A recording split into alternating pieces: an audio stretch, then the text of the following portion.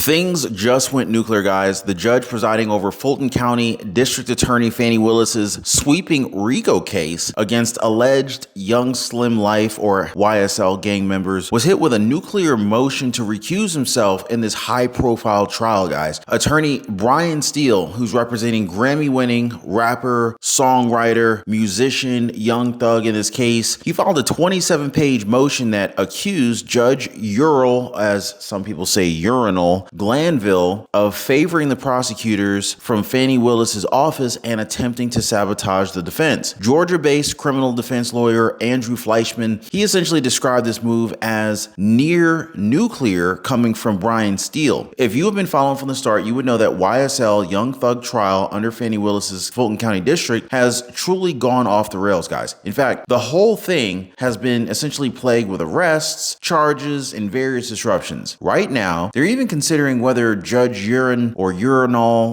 Glanville could stand as a witness in the trial that he himself is presiding over. I mean, yeah, things over there are getting quite crazy in Fulton County. And of course, Judge Glanville denied the motion. And he even went as far as to say that the claims from Young Thug's lawyer Brian Steele in the motions were insufficient. But are they? Legal commentator Pam Keith argued on X that Glanville was obviously furious that he got caught doing something they had no business doing. But trying to strong-arm counsel to reveal their sources was really not the answer. Then you have attorney Ashley Merchant, who rose to national prominence by going head-to-head with Fulton County DA Fani Willis and ultimately leading the efforts to ultimately disqualify Willis from the Donald Trump election interference case, is now representing Brian Steele in this contempt matter against Judge Ural Glanville. Ashley Merchant has called on Glanville to recuse himself for just that very reason, saying that Brian Steele is entitled to all the same due process rights that Mr. Williams and pretty much every other defendant in this courtroom is entitled to. He's entitled to those. Now, one of those is to have a fair and neutral judge deciding his case. The question is, can Fulton County Judge Glanville stand to see himself as a fair and neutral judge amidst all of this? Well, that's what we're here to find out, guys. But basically, what we've got is a Fulton County judge holding an alleged a secret meeting with prosecutors from Fani Willis's office and a key witness in the Young Thug YSL case, and the defense just finding out after the fact, not being formally notified or provided a transcript or anything like that. And still, Judge Glanville refuses to recuse himself, much like how Fani Willis refuses to recuse herself from the Georgia trial, the Trump Georgia trial as well. But here's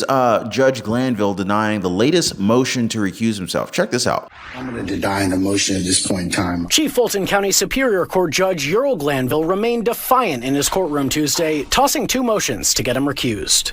The defense argues a meeting in the judge's chambers with prosecutors and witness Kenneth Copeland makes an impartial trial impossible. Those kinds of meetings are highly disfavored. In fact, they really should never happen but for the most, kind of emergent circumstances. GSU law professor Anthony Michael Kreis says the contempt charge the judge slapped Thug's lawyer Brian Steele with is also highly unusual. Steele accused the judge and DA of essentially coercing Copeland into testifying by threatening him with jail time. So I've added this court to the witness list.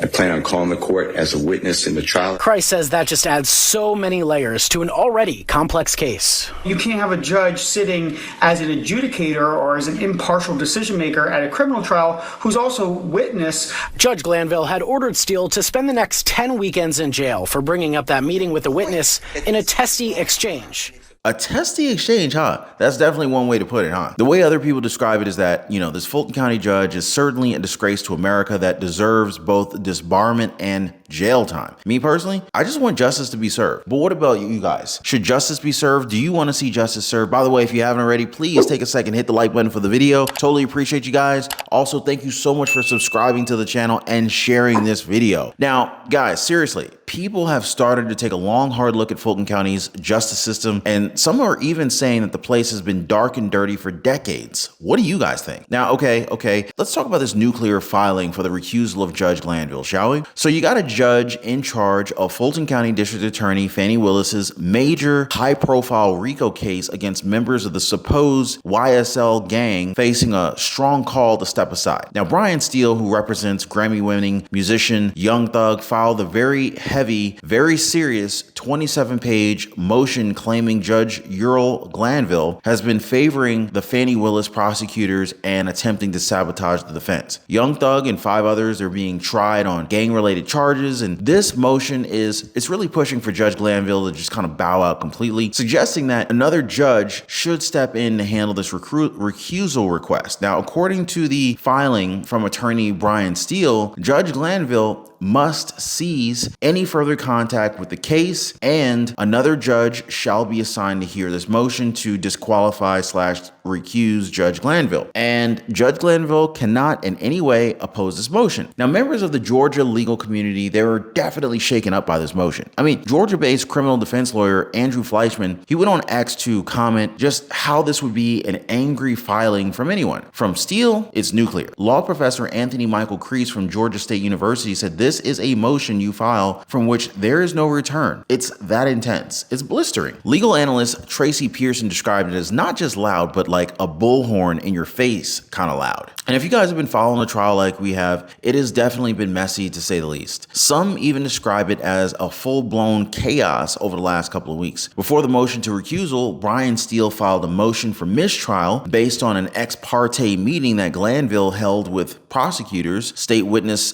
Kenneth Copeland, and Copeland's counsel. Now, the judge became pissed off, angered that Brian Steele had any knowledge of what was said in his chambers. And when Steele would not reveal his source, Judge Glanville held him in criminal contempt and sentenced him to 20 days behind bars. Now, the Georgia Supreme Court had to intervene with a ruling that stayed the jail sentence. As Steele said in his sworn affidavit, the court has falsely and wrongly accused Brian Steele of being unprofessional and unprepared in front of the jury. Neither claim was close to the truth or even accurate. Now, the prosecutor also sat silent as Steele was wrongly and falsely accused of improper conduct. Bottom line, this court has violated every neutrality and impartiality that it was sworn to undertake. Now, Steele is arguing that the judge has completely abandoned his commitment to remain neutral and impartial. In fact, they claim during the meeting, Glanville and the district attorney's office, they tried to harass and even intimidate their witness into testifying. Brian Steele said in his affidavit that Judge Glanville was a participant and present during these admonitions, threats to the state witness, Mr. Copeland. This is witness intimidation, coercion, and the court has become a member of the prosecution team in assisting the prosecution to induce a material witness to testify. And yet, Judge Glanville still chose to deny the motion to recuse himself. More on that in just a second, but needless to say, the tension in the courtroom is palpable, and the struggle is definitely casting a long shadow over the trial. Now, with him and Judge Scott McAfee's questionable ruling on the Fani Willis disqualification, people are literally starting to say how all these entitled judges need to be removed from the court of America. But what do y'all think? Now, before we get any deeper into this discussion, I just want to take a moment and thank you guys for hanging out, and to remind you guys to take a moment, if you're finding this breakdown of the Fulton County case interesting, I just want to say please hit the like button, subscribe to the channel, and be sure to share this video with like-minded folks. We really appreciate the support here on the channel. So anyway, Fani Willis's office indicted Williams, Kendrick, and 26 others in 2022 on gang-related crimes. Prosecutors have claimed that Williams is one of the founders of the Young Slim Life and alleged violent street gang in Atlanta. Williams' attorneys argue that YSL stands for his record label, Young Stoner Life. But quickly stealing the spotlight from this high-profile case is Judge Ural Glanville, as he quickly denied the motion to remove himself from the case, saying that he claims the motions are insufficient. I mean, like, if you're the one that's deciding whether you should be removed from the case that you're presiding over, there's already a problem there, if you ask me. Why should he even have the power to decide whether he stays on the case or not? That's like